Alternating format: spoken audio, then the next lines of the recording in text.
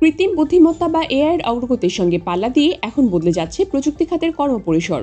Coding থেকে শুরু করে জটিল বিশ্লেষণ সহ বিভিন্ন পর্যায়ের কাজ এখন ধীরে ধীরে স্বয়ংক্রিয়তার আওতায় আসছে।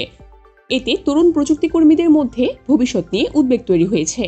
তবে এআইকে প্রতিদ্বন্দ্বী নয়, বরং সহযাত্রী হিসাবে দেখতে তরুণদের প্রতি আহ্বান জানিয়েছেন মাইক্রোসফটের প্রধান নির্বাহী কর্মকর্তা সত্য নাদেলা।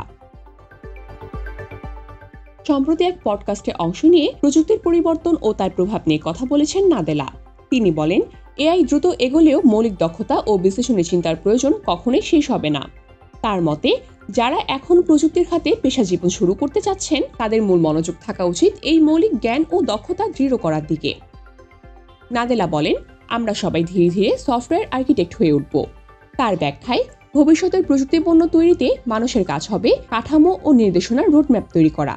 সেই নকশা অনুযায়ী কার্যকর বাস্তবায়নের কাজটি করবে এআই। কৃত্রিম বুদ্ধিমত্তার প্রভাবে চাকরির বাজারে যে অনিশ্চয়তা তৈরি হয়েছে তা স্বীকার করেছে নাদেলা। নাদেলা বলেন, এআই নিঃসন্দেহে অনেক কাজেই দক্ষ হয়ে উঠেছে। মাইক্রোসফটের অভ্যন্তরীণ তথ্য অনুযায়ী প্রতিষ্ঠানটির বর্তমান কোডিং কার্যক্রমের 20-30% সম্পন্ন হচ্ছে এআই ব্যবস্থার মাধ্যমে। তবে এতে মানব সম্পদের প্রয়োজনীয়তা শেষ হয়ে যাচ্ছে এই ধারণাকে তিনি নাকচ করে দেন। নাদেলার ভাষায়, টেকনোলজি কখনো একা একা সিদ্ধান্ত নেয় না, মানুষের চিন্তা, যুক্তি ও নকশার ভিত্তিতেই প্রযুক্তির বাস্তব প্রয়োগ করা হয়। প্রযুক্তি বিষয়ক আরও কয়েকটি প্রতিবেদনে দাবি করা হয়েছে, মাইক্রোসফট নিজস্ব কর্মীদের দিয়ে এআই প্রশিক্ষণের কাজ করিয়ে পরে সেই কর্মীদেরকে ছাঁটাই করেছে। যদিও এই বিষয়ে নাদেলা এখন পর্যন্ত সরাসরি কোনো মন্তব্য করেনি, তবে তার কথাই স্পষ্ট, এআই এখানে দীর্ঘ সময়ের জন্য এসেছে এবং ভবিষ্যতের প্রযুক্তি কাঠামোর কেন্দ্রে থাকবে।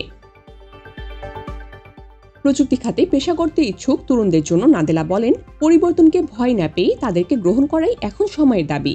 তার মতে, কর্মক্ষেত্রে সৃজনশীলতা, বিশ্লেষণী চিন্তা এবং অভিযোজন ক্ষমতাই ভবিষ্যতের সবথেকে বড় সম্পদ হয়ে উঠবে। এআইকে প্রতিদ্বন্দ্বী মনে করলে তা নিরুৎসাহ ও অনিশ্চয়তাই বাড়াবে, কিন্তু তাকে একটি সহায়ক প্রযুক্তি হিসাবে কাজে লাগাতে পারলে তার দক্ষতা বাড়ানো ও কাজের গুণগত মান উন্নয়নে গুরুত্বপূর্ণ ভূমিকা রাখবে।